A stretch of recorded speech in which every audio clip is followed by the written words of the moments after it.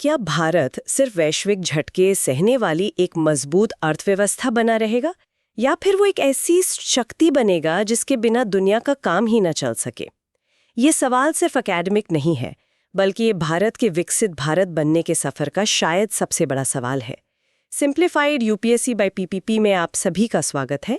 आज हम economic survey 2025-26 के एक बेहद महत्वपूर्ण अध्याय पर गहरी चर्चा करने वाले हैं। चैप्टर 16 पार्ट आई, जिसका शीर्षक है from import substitution to strategic resilience and strategic indispensability. और यकीन मानिए, यूपीएससी मेंस के लिहाज से ये चैप्टर विचारों का एक खजाना है। बिल्कुल। और विश्लेषण शुरू करने से पहले हम अपने सभी मौजूदा मेंबर्स को उनके लगातार समर्थन के लिए दिल से धन्यवाद देना चाहते हैं। आपका सहयोग ही हमें इस तरह की गहन सामग्री लाने के लिए प्रेरित करता है। अगर आपको हमारा काम पसंद आ रहा है तो कृपया इस वीडियो को लाइक करें और अपने मूल्यवान विचार कमेंट्स में जरूर साझा करें। बिल्कुल। और जो हमारे साथ पहली बार जुड़ रहे हैं उनसे एक विनम्र निवेदन है कि अगर संभव हो तो चैनल को सब्सक्राइब करें और हमारी पेड मेंबरशिप ज्वाइन करने पर भी विचार करें। इससे हमें आपके लिए ये उपयोगी कंटेंट हमेशा लाते रहने में बहुत मदद मिलती है। इस चर्चा के फ्री नोट्स, प्रैक्टिस, पीवाईक्यूज के साथ हमारे टेलीग्राम चैनल पर उपलब्ध है और हमारे लीजन यूट्यूब मेंबर्स के लिए प्रीमियम नोट्स, अतिरिक्त पीवाईक्यूज और मेंस के मॉडल उत्तरों के साथ हमारे डिस्कॉर्ड चैनल पर मौजूद हैं। लिंक डिस्क्रिप्शन में है। तो चलिए अब इस महत्वपूर्ण विषय की परतों को खोलते हैं। तो सबसे पहले ये समझते हैं कि इस अध्याय की जरूरत ही क्यों पड़ी। अब तक तो हम मैक्रो इकोनॉमिक स्थिरता, ग्रोथ रेट, इन सब पर ही फोकस करते आए हैं। अचानक से ये स्ट्रैटेजिक रेजिलियंस और इंडिस्पेंसिबिलिटी जैसे शब्द, इन पर इतना जोर क्यों? क्योंकि दुनिया बदल गई है। मतलब सर्वे कहता है कि हम उस दौर से आगे निकल आए हैं जहां वैश्वीकरण एक बहुत ही सहज और निर्बाध प्रक्रिया थी। हाँ, एक स्मूथ प्रोसेस माना जाता था। एग्जैक्टली। अब का दौर जियोपॉलिटिकल फ्रैगमेंटेशन का है। देश अब सिर्फ आर्थिक लाभ नहीं देख रहे, अब वो रणनीतिक फायदे और अपनी सुरक्षा को प्राथमिकता दे रहे हैं। व्यापार को एक हथियार की तरह इस्तेमाल किया जा रहा है। पूंजी प्रवाह बहुत वॉलेटाइल है। ऐसे में सिर्फ 8% की विकास दर होना ही काफी नहीं है। असली चुनौती है स्टेट कैपेसिटी की, मतलब राज्य की क्षमता की गहराई और उसकी गुणवत्ता। मतलब ये कि जो नियम पहले काम करते थे वो अब नहीं करेंगे। क्या हम ये कह सकते हैं कि ग्लोबल विलेज का सपना अब एक तरह से टूट रहा है और हर देश अपनी चारदीवारी मजबूत कर रहा है? एक तरह से हाँ, चारदीवारी मजबूत हो रही है, लेकिन कोई भी देश पूरी तरह से अलग थलग नहीं रह सकता। इसीलिए ये अध्याय एक नया रास्ता सुझाता है। सिर्फ झटके सहने की क्षमता यानी स्ट्रेटेजिक रेजिलियंस से आगे बढ़कर दूसरों के लिए विश्वसनीयता, क्षमता और मूल्य का स्रोत बनना। अच्छा। यानी स्ट्रेटेजिक इंडिस्पेंसिबिलिटी हासिल करना। एक ऐसी स्थिति जहां दुनिया को लगे कि भारत के बिना उनका काम नहीं चल सकता। यहाँ से चर्चा बहुत दिलचस्प हो जाती है और सर्वे कहता है कि इस क्षमता को परखने का सबसे बड़ा स्ट्रेस टेस्ट है मैन्युफैक्चरिंग, एक्सपोर्ट्स और स्वदेशीकरण। तो चलिए स्वदेशी से ही शुरू करते हैं। यह शब्द सुनते ही कई लोगों को वो 1991 से पहले का संरक्षणवाद याद आ जाता है ना? हाँ, बिल्कुल। तो सर्वे का स्वदेशी उस दौर से कैसे अलग है? ये एक बहुत महत्वपूर्ण सवाल है। देखिए, सर्वे जिस स्वदेशी की बात कर रहा है वो मजबूरी का संरक्षणवाद नहीं है जी, बल्कि आज की दुनिया में एक अनुशासित और जरूरी रणनीति है। आप देखिए, आज के दौर में export controls, technology denial regimes और ये कार्बन बॉर्डर मैकेनिज्म भी। हाँ, और यहाँ तक कि पर्यावरण के नाम पर कार्बन बॉर्डर मैकेनिज्म जैसी नीतियां आम हो गई हैं। हम ये मानकर नहीं चल सकते कि हमें जरूरी कच्चा माल, टेक्नोलॉजी और बाजार हमेशा मिलते रहेंगे। कोविड के समय हमने देखा ये चिप्स और एपीआईज के साथ। बिल्कुल, हमने वो संकट देखा है। इसलिए स्वदेशी अब सिर्फ एक रक्षात्मक नहीं बल्कि एक आक्रामक नीतिगत साधन भी है। लेकिन इतिहास तो यही बताता है कि संरक्षणवाद से हमारी इंडस्ट्री इनएफिशिएंट हो जाती है, कंपटीशन खत्म हो जाता है और आखिर में नुकसान तो उपभोक्ता का ही होता है। लाइसेंस राज का दौर इसका सबसे बड़ा उदाहरण है। तो इस बार ऐसा क्या अलग है कि ये अनुशासित स्वदेशी काम कर जाएगा? यहाँ अनुशासन शब्दी मतलब कुंजी है। इसका उद्देश्य ये नहीं है कि हम हर चीज का आयात बंद कर दें। बंद कर दें? हाँ, वो तो प्रैक्टिकल भी नहीं है। एग्जैक्टली। वो प्रैक्टिकल भी नहीं है और ना ही फायदेमंद। बल्कि बुद्धिमानी से ये पहचानना है कि कहाँ सरकारी हस्तक्षेप से देश की लॉन्ग टर्म कैपेसिटी बनेगी हाँ। और कहाँ ये सिर्फ अकुशलता को बचाएगा। ये एक बहुत बारीक रेखा है। और इसी संतुलन को साधने के लिए सर्वे एक टियर्ड फ्रेमवर्क का प्रस्ताव करता है। ठीक है, तो ये फ्रेमवर्क नीति निर्माताओं को ये फैसला लेने में कैसे मदद करता है कि कहाँ हस्तक्षेप करना है और कहाँ नहीं करना? ये स्वदेशीकरण को 3 स्तरों या टियर्स में बांटता है। पहला है टियर 1, अति आवश्यक। ओके। इसमें वो वस्तुएं और प्रौद्योगिकियां हैं जिनकी सप्लाई अगर अचानक रुक जाए तो देश की सुरक्षा और अर्थव्यवस्था को तत्काल और भारी नुकसान होगा। सोचिए, रक्षा उपकरण, ऊर्जा सुरक्षा से जुड़े घटक जैसे सोलर सेल और दवाओं के कच्चे माल मतलब APIs। यहाँ हमारा उद्देश्य सबसे सस्ता उत्पादन बनाना नहीं है, बल्कि हर हाल में उपलब्धता सुनिश्चित करना है। यहाँ सरकार को समर्थन देना होगा, लेकिन वो समर्थन भी समयबद्ध होना चाहिए, स्थायी नहीं। ठीक है, तो टियर 1 तो एक तरह से देश की सुरक्षा और सर्वाइवल की बात हो गई, ये नॉन नेगोशिएबल है।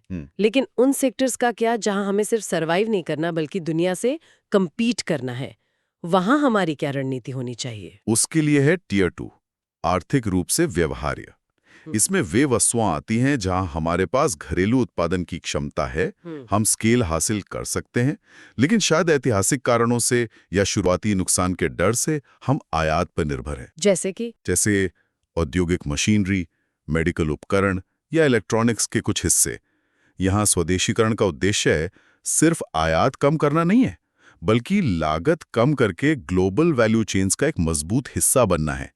यहाँ दिया जाने वाला समर्थन परफॉर्मेंस लिंक्ड होना चाहिए, जैसा हम PLI स्कीम्स में देख रहे हैं, और इसका अंतिम लक्ष्य निर्यात बढ़ाना होना चाहिए।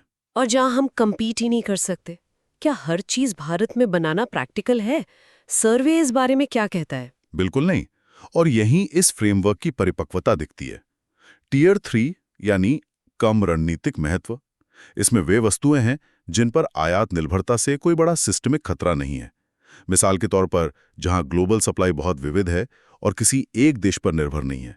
सर्वे कहता है कि यहां स्वदेशीकरण की कोशिश करने से संसाधनों का दुरुपयोग होगा, लागत बढ़ेगी और हमारी निर्यात प्रतिस्पर्धात्मकता कम हो सकती है। अच्छा, इसलिए यहां संयम बरतना ही एक रणनीतिक अनुशासन है। यह कहना आसान है, पर मुझे लगता है कि इसे लागू करना राजनीतिक रूप से बहुत मुश्किल होगा। हर इंडस्ट्री लॉबी चाहेगी कि उसे टियर 2 का दर्जा मिले और सरकारी समर्थन हासिल हो जाए। आपने बिल्कुल सही नब्ज पकड़ी है। यहीं पर स्टेट कैपेसिटी और राजनीतिक इच्छा शक्ति की परीक्षा होती है। एक मजबूत और पारदर्शी व्यवस्था ही ये सुनिश्चित कर सकती है कि ये फ्रेमवर्क अपने मूल उद्देश्य से ना भटके। चलिए आगे बढ़ते हैं। मान लीजिए हमने टियर 2 में कुछ सेक्टर्स की पहचान कर ली, लेकिन सबसे बड़ी रुकावट तो लागत की आती है। हमारे उत्पाद अक्सर अंतर्राष्ट्रीय बाजार में महंगे क्यों हो जाते हैं? सर्वे समस्या की जड़ तक जाता है और एक राष्ट्रीय इनपुट लागत न्यूनीकरण रणनीति का प्रस्ताव करता है। इसका तर्क बहुत सीधा है।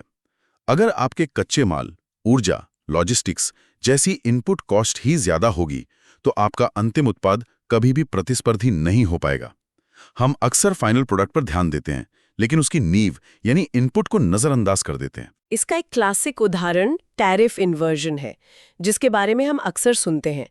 क्या आप इसे सरल शब्दों में समझा सकते हैं? जरूर। टैरिफ इन्वर्जन एक ऐसी स्थिति है जहां तैयार माल के आयात पर ड्यूटी कम होती है, लेकिन उस माल को बनाने के लिए जरूरी पुर्जों या कच्चे माल के आयात पर ड्यूटी ज्यादा होती है। हाँ। इसका नतीजा ये होता है कि कंपनियों के लिए भारत में पुर्जे आयात करके सामान को असेंबल करना ज्यादा फायदेमंद हो जाता है। उसे यहीं पर पूरी तरह बनाने से। हाँ, पूरी तरह बनाने से। इससे मेक इन इंडिया की जगह असेंबल इन इंडिया को बढ़ावा मिलता है और डोमेस्टिक वैल्यू एडिशन नहीं हो पाता। तो समाधान क्या है?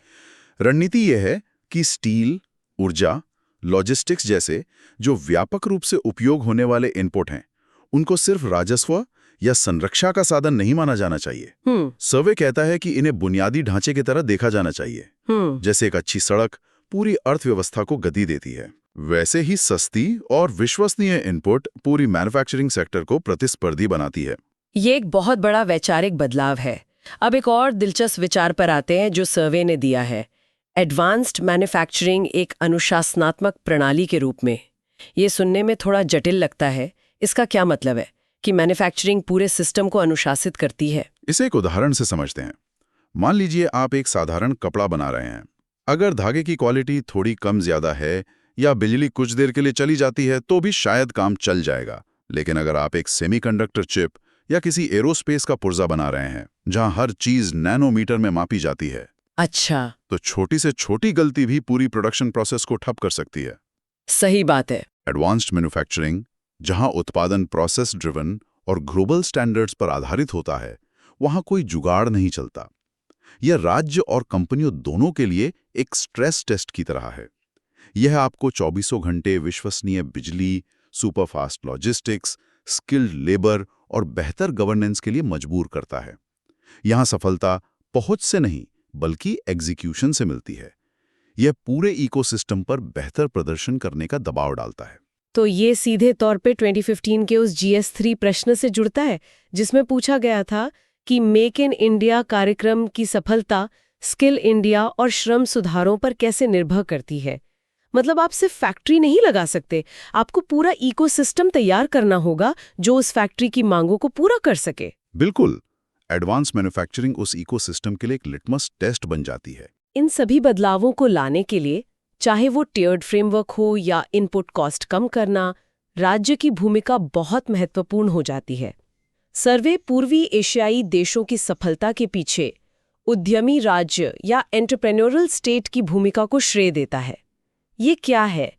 क्या इसका मतलब है कि सरकार खुद कंपनियां चलाएगी? नहीं, इसका मतलब बाजारों को रिप्लेस करने वाला राज्य नहीं है, बल्कि एक ऐसा राज्य है जो बाजारों को आकार देता है और उनका मार्गदर्शन करता है।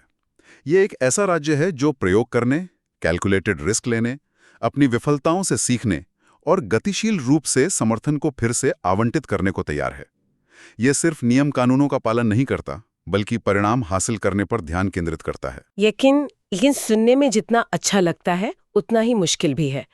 फेलियर टॉलरेंस हमारी नौकरशाही के DNA में तो नहीं है। यहाँ तो एक ईमानदार गलती पर भी जांच बैठ जाती है, और क्रेडिबल विड्रॉल ऑफ सपोर्ट यानी समर्थन की विश्वसनीय वापसी तो राजनीतिक रूप से लगभग असंभव लगता है। क्या सर्वे इस पर कोई रास्ता सुझाता है? सर्वे इन चुनौतियों को स्वीकार करता है। वो 3 मुख्य विशेषताएं बताता है जो एक उद्यमी राज्य के लिए जरूरी है। पहली, आउटकम ओरिएंटेड ब्यूरोक्रेसी, जो प्रक्रिया से ज्यादा नतीजों पर ध्यान दे। दूसरी, सीखने के साथ विफलता की सहिष्णुता, मतलब गलतियां स्वीकार्य हैं पर उनसे सीखना जरूरी है।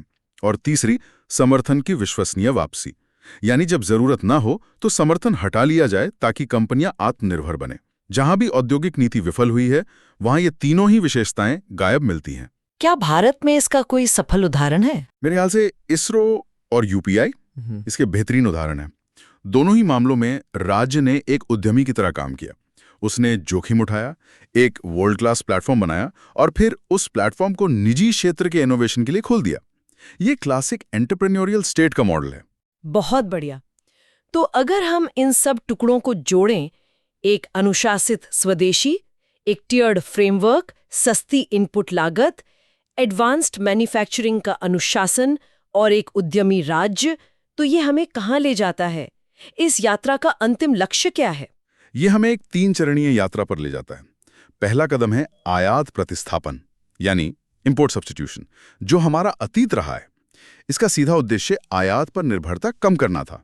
ये एक शुरुआती रक्षात्मक कदम था। और आज हम कहाँ हैं या कहाँ जाने की कोशिश कर रहे हैं? और आज हम दूसरे चरण में हैं। ये उसमें प्रवेश कर रहे हैं जिसे सर्वे सामरिक लचीलापन या स्ट्रेटेजिक रेजिलियंस कहता है। ये सिर्फ कुछ वस्तुओं का उत्पादन करना नहीं है, बल्कि बाहरी झटकों को झेलने और कार्य करते रहने की एक व्यापक क्षमता विकसित करना है। ये ऊर्जा, भोजन, डेटा, स्वास्थ्य, रक्षा, ऐसे कई क्षेत्रों में राष्ट्रीय शक्ति में एक व्यापक निवेश है। ये सुनिश्चित करना है कि कोई भी बाहरी संकट हमें घुटनों पर न ला सके। और अंतिम मंजिल? अंतिम मंजिल है सामरिक अपरिहार्यता, यानी स्ट्रेटेजिक इंडिस्पेंसिबिलिटी। ये शिखर है। इसमें आप अपनी अर्थव्यवस्था को ग्लोबल सिस्टम्स के साथ इस तरह इंटीग्रेट करते हैं कि आप उस सिस्टम के लिए मौलिक रूप से महत्वपूर्ण हो जाते हैं। जब ताइवान में चिप का उत्पादन रुकता है तो पूरी दुनिया की कार इंडस्ट्री रुक जाती है। ये सामरिक अपरिहार्यता है। लक्ष्य ये है कि भारतीय कंपनियां, तकनीक और प्रोफेशनल्स ग्लोबल वैल्यू चेन्स के ऐसे नोड बन जाएं जिन्हें नजरअंदाज करना या बाईपास करना नामुमकिन और बहुत महंगा हो। प्रधानमंत्री के स्वदेशी के आह्वान को भी इससे जोड़ा गया है कि जब भारतीय उत्पाद गुणवत्ता में सर्वश्रेष्ठ और कीमत में सबसे कम होंगे तो दुनिया स्वाभाविक रूप से उन्हें खरीदने के लिए आकर्षित होगी।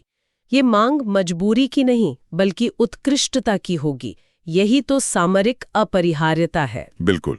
और ये सीधे तौर पे 2016 के GS2 के एक प्रश्न से जुड़ता है, जिसमें WTO के लक्ष्यों और वैश्वीकरण के युग में अंतर्राष्ट्रीय व्यापार के प्रबंधन पर चर्चा करने को कहा गया था। सामरिक अपरिहार्यता की अवधारणा बताती है कि भारत कैसे सिर्फ एक भागीदार और नियमों को मानने वाले देश से वैश्विक व्यापार के नियमों को आकार देने वाली शक्ति बन सकता है। जब आपकी जरूरत सबको होगी तो आपकी बात भी सब सुनेंगे। तो आज की इस गहरी पड़ताल का सार ये है कि आत्मनिर्भर भारत का मतलब दुनिया से कटना नहीं बल्कि दुनिया के लिए और भी ज्यादा जरूरी बन जाना है। ये यात्रा सिर्फ आर्थिक नहीं बल्कि संस्थागत और रणनीतिक भी है, जहां हमें अपनी क्षमताओं को गहराई देनी होगी। और ये एक आसान यात्रा नहीं है। सर्वे इसे एक मैराथन और एक स्प्रिंट दोनों को एक साथ दौड़ने जैसा बताता है। हमें एक ही समय में कुछ क्षेत्रों में आयात प्रतिस्थापन, कई क्षेत्रों में सामरिक लचीलापन और भविष्य के कुछ चुनिंदा क्षेत्रों में सामरिक अपरिहार्यता, तीनों पर एक साथ काम करना होगा। जाते जाते एक सवाल श्रोताओं के लिए छोड़ जाते हैं।